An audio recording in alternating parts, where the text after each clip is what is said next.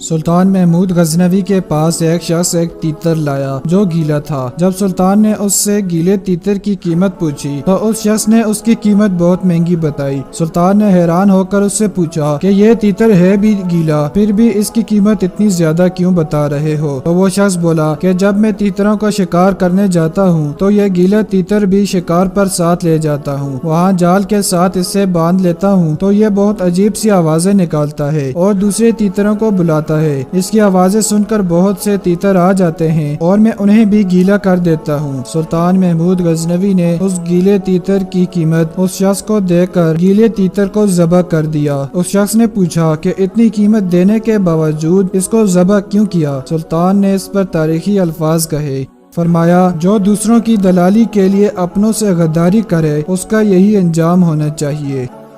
پیارے دوستو، یہ ایک سبق آموز واقعہ تھا۔ اگر آپ کو پسند آیا ہے تو لائک ضرور کر دیں، اور اگر آپ میرے اس یوٹیوب چینل پر نئے ہیں تو چینل کو سبسکرائب ضرور کر دیں۔